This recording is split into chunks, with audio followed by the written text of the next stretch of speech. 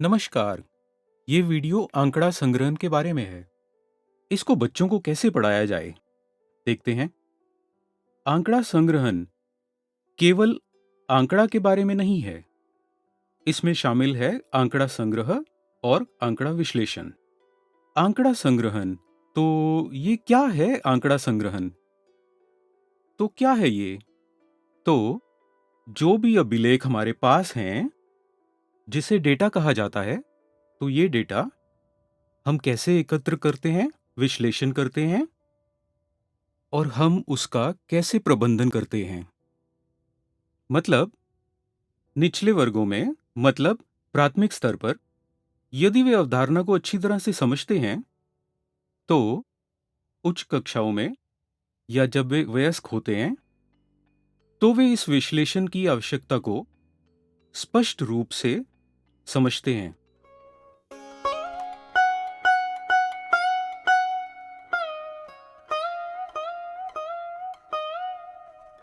ये आंकड़ा संग्रहण की संकल्पना एनसीईआरटी के अनुसार कक्षा 5 तक पहुंचने के समय तक स्पष्ट होनी चाहिए। लेकिन कक्षा 1, 2 और 3 में हम उन्हें रंग के आधार पर वर्गीकरण, आकृति के आधार पर एकत्रीकरण और वर्गीकरण आदि सिखाते हैं। लेकिन अब वर्गीकरण के बाद हम उनका विश्लेषण कैसे करते हैं, ये हम देखते हैं।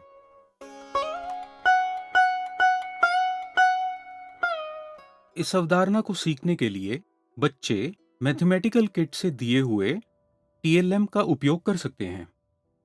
सबसे पहले ये एबेकस छल्ले, रंगीन छल्ले। दूसरा, ये घन, बेस 10 के पीले घन। और तीसरा, ये वर्क काउंटर्स। इन उपकरणों का उपयोग करके बच्चे आसानी से आंकड़ा संग्रह की अवधारणा सीख सकते हैं। आइए देखें इसका उपयोग कैसे करते हैं। पहले हम इन छल्लों का उपयोग करेंगे।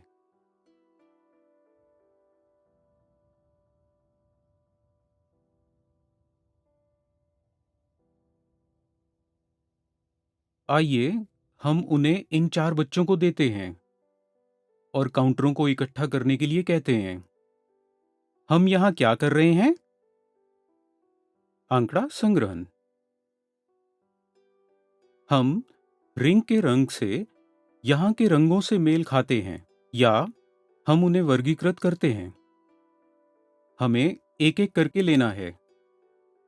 ये नीला है, पीला, पीला, लाल, नीला, हरा, हरा।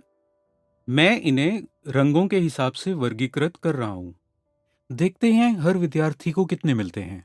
इन छल्लों को अलग रखते हैं और सिर्फ इनका उपयोग करते हैं और देखते हैं कि प्रत्येक विद्यार्थी को कितने मिलते हैं।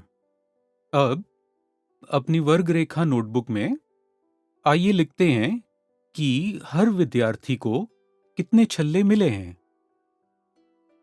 कितने हरे हैं?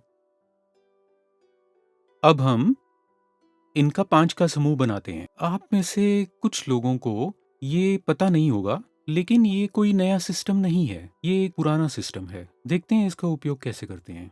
1, 2, 3, 4 और 5। मैंने एक समूह बनाया है और अब 1, 2, 3 और 4। मैं हर रंग की गिनती करता हूं और यहां कुल लिखता हूं। हमारे पास कितने हैं? 5 और 4, कुल 9। और कितने लाल हैं हमारे पास? हमारे पास हैं 1, 2, 3, 4, 5 और एक और। पीले देखने से पहले हम देखते हैं कि हमारे पास कितने लाल हैं। 6। अब पीले 1, 2, 3, 4, 5 और 1, 2, कुल 7। हमारे पास कितने नीले हैं? 1, 2, 3, 4, 5, कुल 5। अब हमारे पास पूरा आंकड़ा संग्रह है। मुझे पता है हर एक रंग के प्रत्येक विद्यार्थी के पास कितने हैं। अब मैं एक ग्राफ पर इसे आकर्षित करूंगा, यानी ये क्षैतिज और ऊर्ध्वाधर पंक्तियों से भरा पृष्ठ है। मैं इसे चौकोर बॉक्स वाली किताब पर रखूंगा। अब हम यहाँ एक ग्राफ बनाएंगे। हम ये कैसे करेंगे? तो हमारे पास 9 हरे हैं। हम कैसे करेंगे? यहाँ हरा लिखते हैं,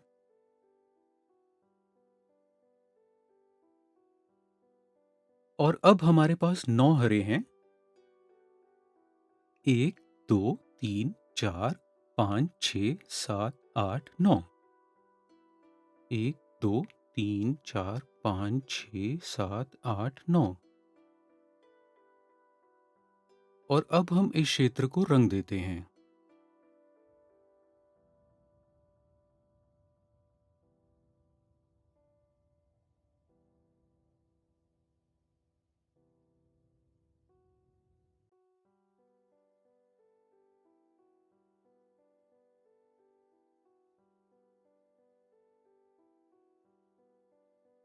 इस क्षेत्र को भी रंग देते हैं।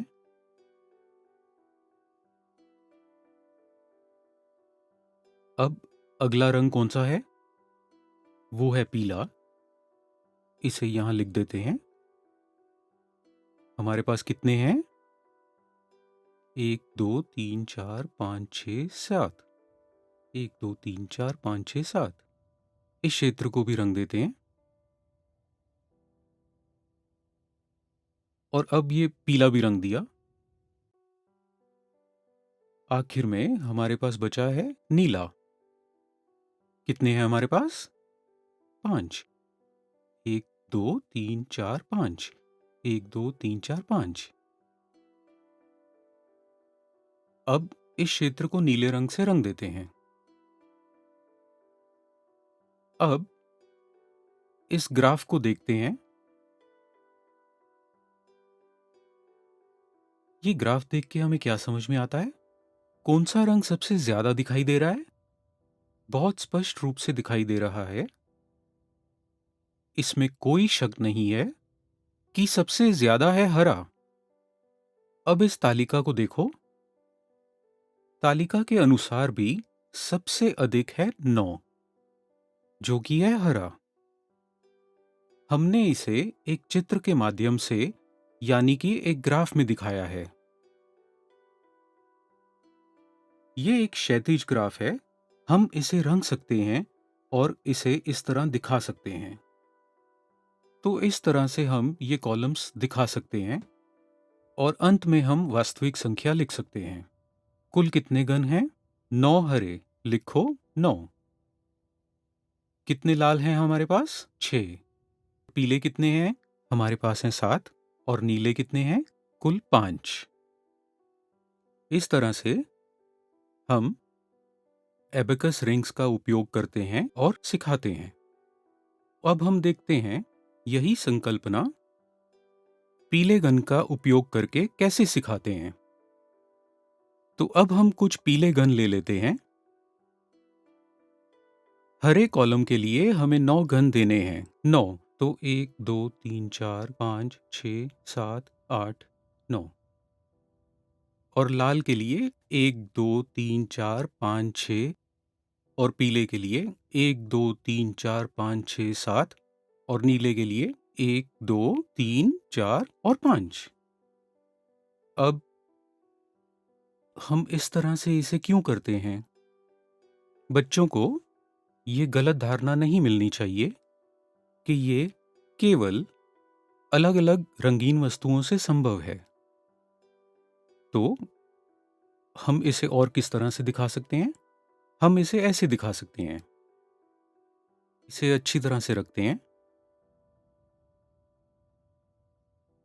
इसे इस तरह एक दूसरे के बगल में रखते हैं।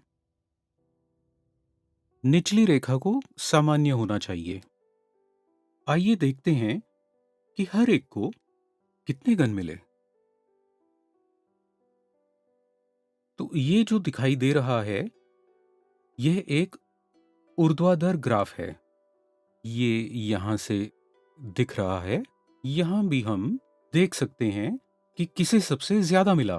हरे को अधिकतम मिला है, लाल को कुछ कम मिला है, पीले को लाल से थोड़ा अधिक मिला है लेकिन हरे रंग से कुछ कम, और नीले को सबसे कम मिला है। इस तरह से आंकड़ा संग्रहण में हम आंकड़ा को ऊर्ध्वाधर ग्राफ में और क्षैतिज ग्राफ में दिखा सकते हैं। तो इस तरह से हम दिखा सकते हैं।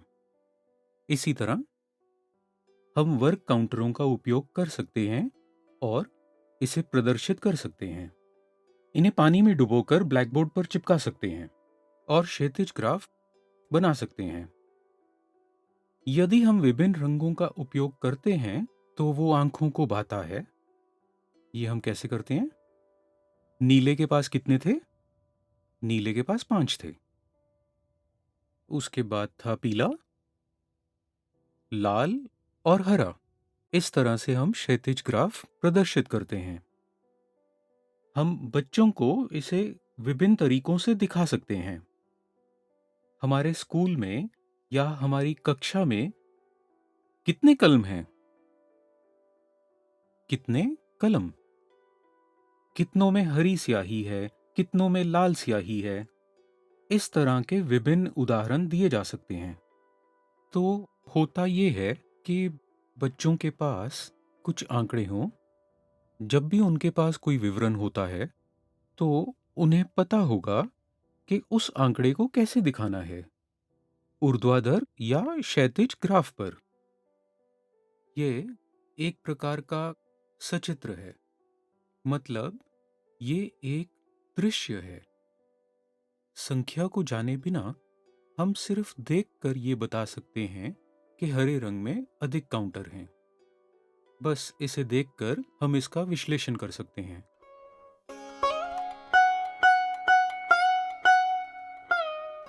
अपने दैनिक जीवन में हम कई जगहों पर देखते हैं, ये किसी देश की आबादी हो सकती है, किस दल को सबसे अधिक वोट मिले ये देखा जा सकता है, या इन 6 विषयों में से किस विषय में सबसे अधिक अंक प्राप्त हुए हैं ये देखा जा सकता है।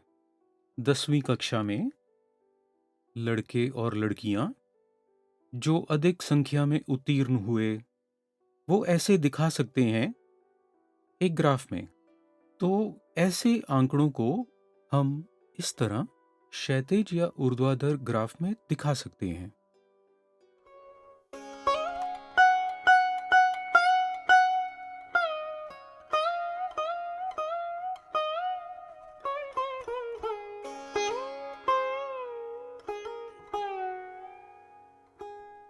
मैथमेटिक्स किट के 3 शिक्षण उपकरणों का उपयोग करके कक्षा चौथी और 5वीं को आंकड़ा संग्रह कैसे सिखाना है ये हमने देखा।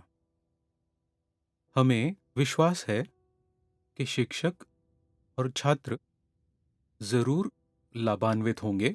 धन्यवाद।